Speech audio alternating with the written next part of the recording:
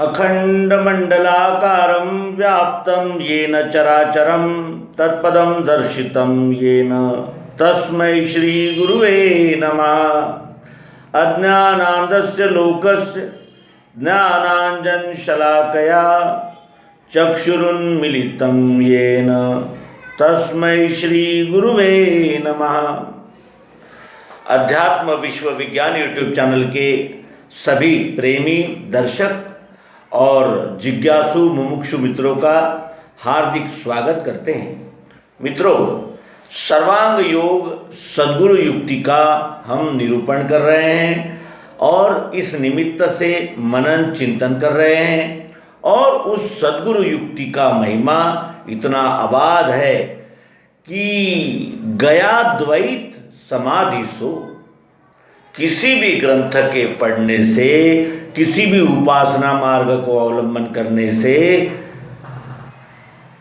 नहीं जाता, द्वैत नहीं जाता।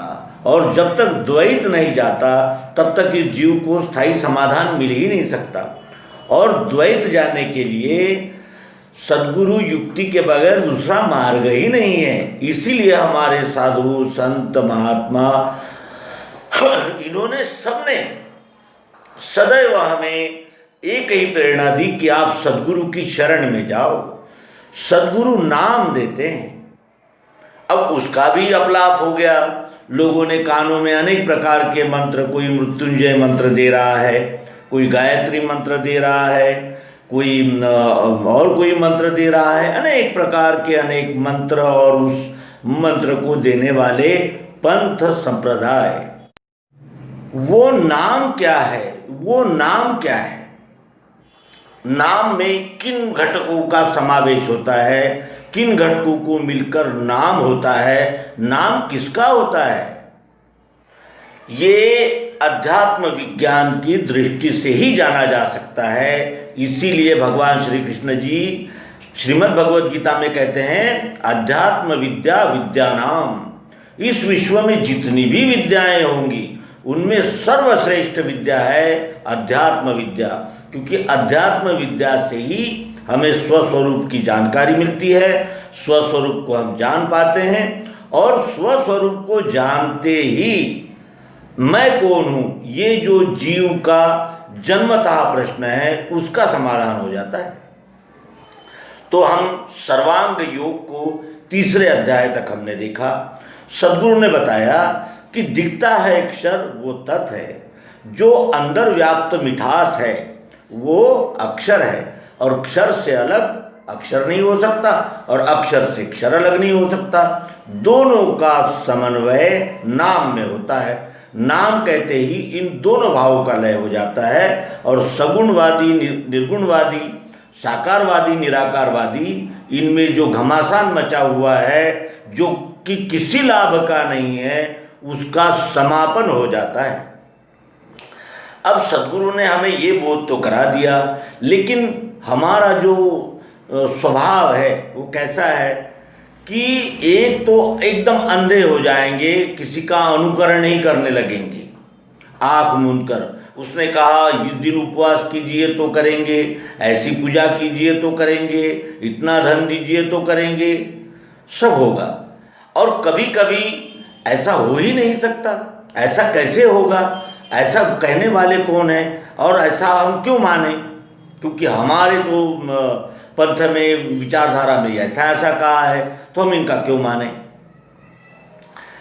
लेकिन मनुष्य की बुद्धि त्रिगुणात्मक होती है। सत्वगुणी बुद्धि, रजोगुणी बुद्धि और तमोगुणी बुद्धि, ये तीन प्रकार की बुद्धियां हैं। तो सभी तीनों प्रकार की बुद्धियों के लोग इस विश्व में रहते हैं।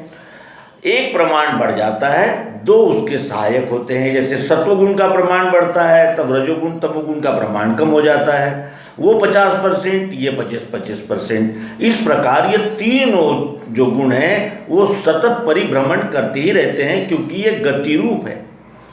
और उसी तरह सत्वगुणी बुद्धि, रजोगुणी बुद्धि और तमोगुणी बुद्धि, सद्गुरु को तीनों प्रकार की बुद्धियों का समाधान करना है।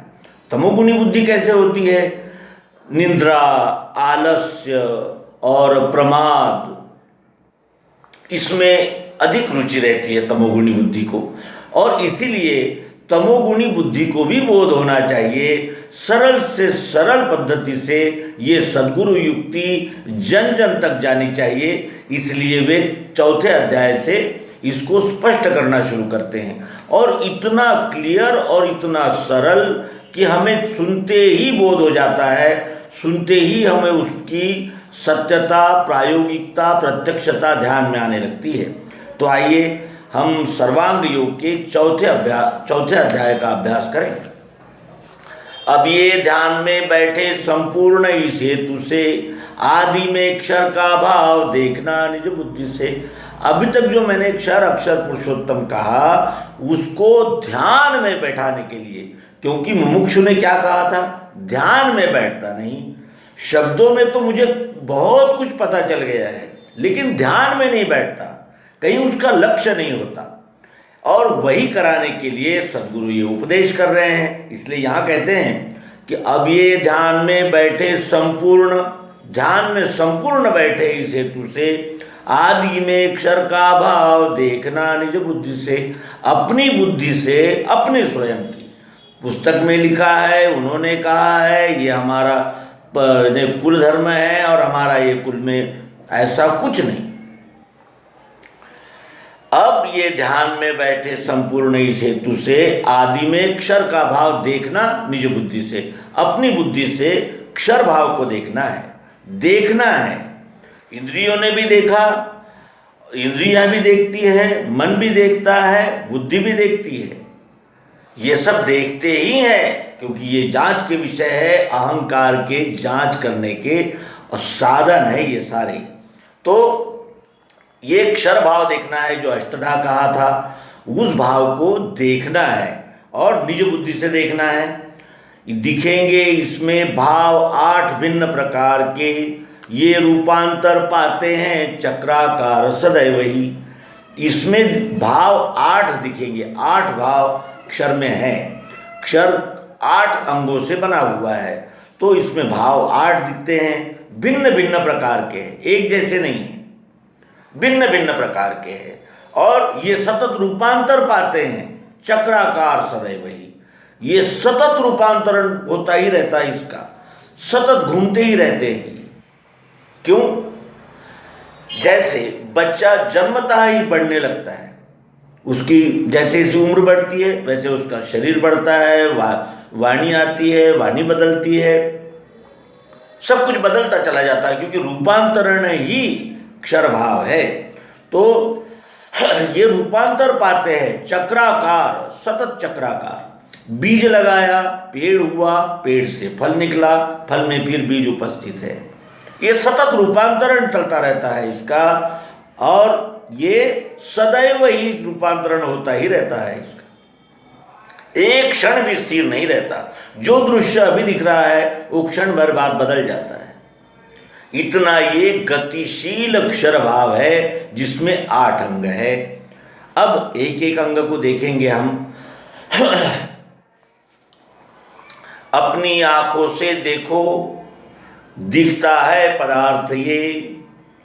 अपनी आंखों से देखो, अपनी आंखों से पदार्थ दिखता है, दिखता है। यहाँ सफ़ेद है, वहाँ काला है, वहाँ पीला है, वहाँ हरा है, नीला है।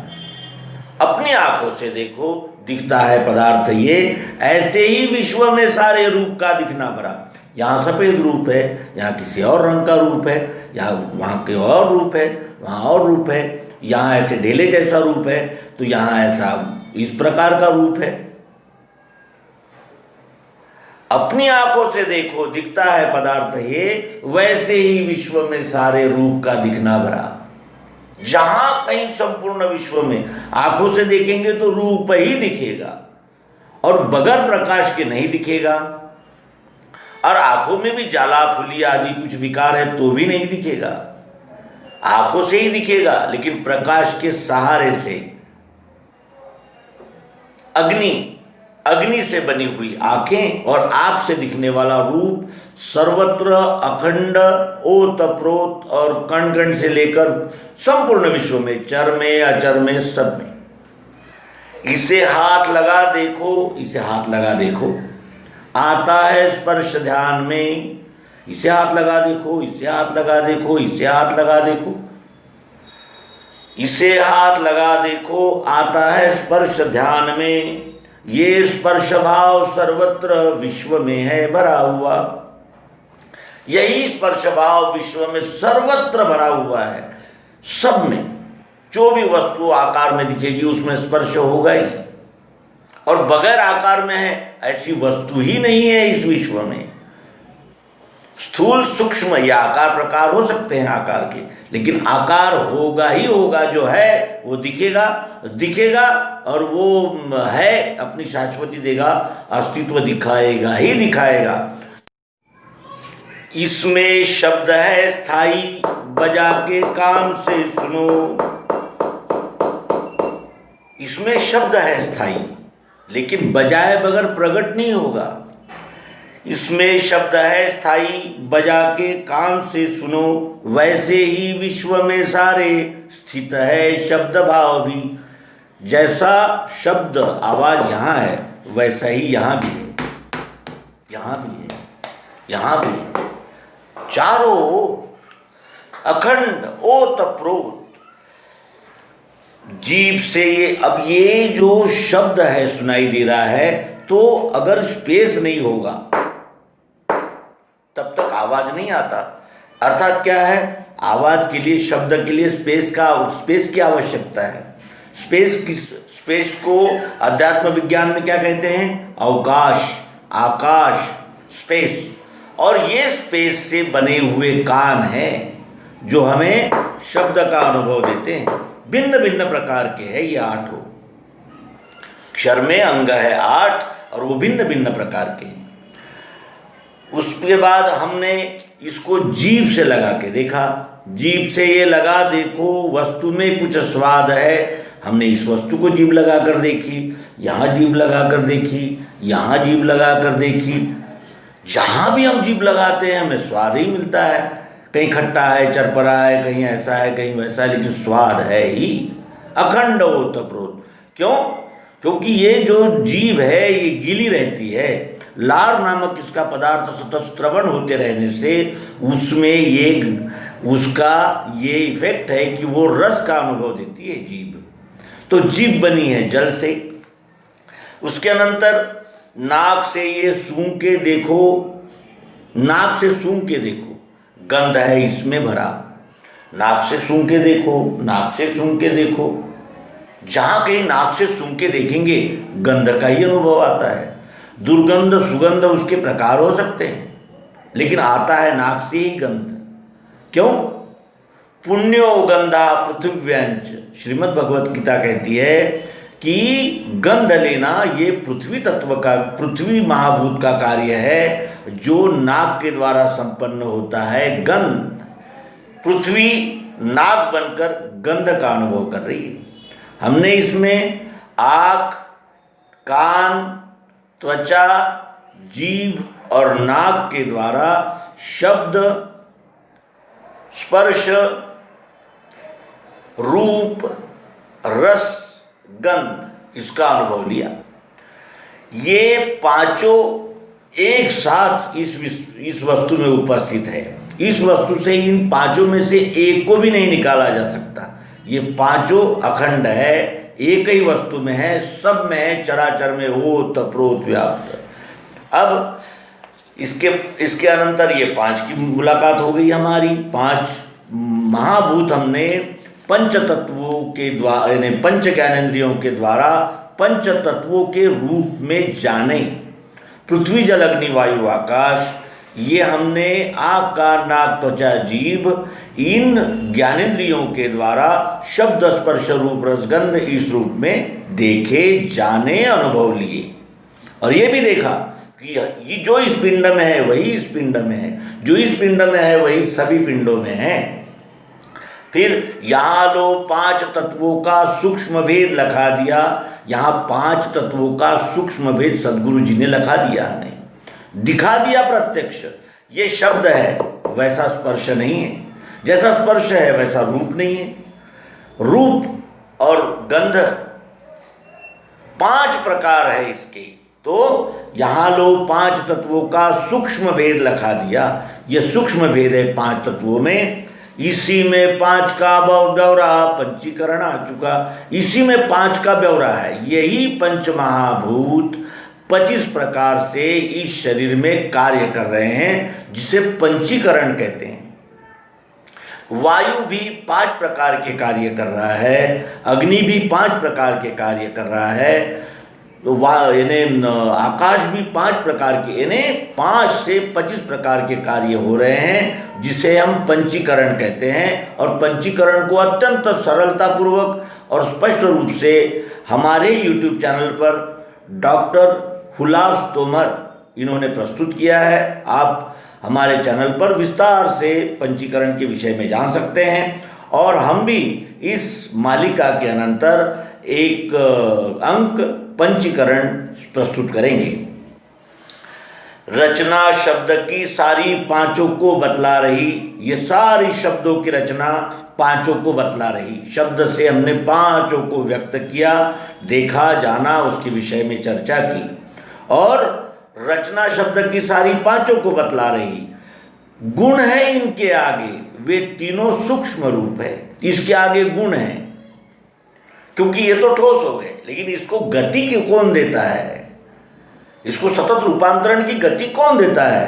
वो जो है वो कैसे हैं? सूक्ष्म है।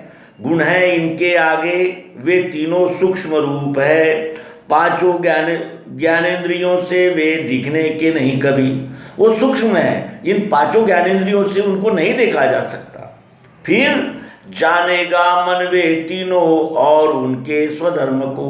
मन जो है ये 3 गुणों को जानेगा और उन 3 गुणों के जो स्वधर्म हैं उनको जानेगा। मन सूक्ष्म है, उसको सूक्ष्म ढंग से देखना होगा, तभी वो 3 गुण यानी क्रिया शक्ति, द्रव्य शक्ति, क्रिया शक्ति और इच्छा शक्ति, इन तीनों का दर्शन हमें हो जाता है। सूक्ष्म रूप से देखने पर मन के द्वारा इन तीनों का अनुभव होता है।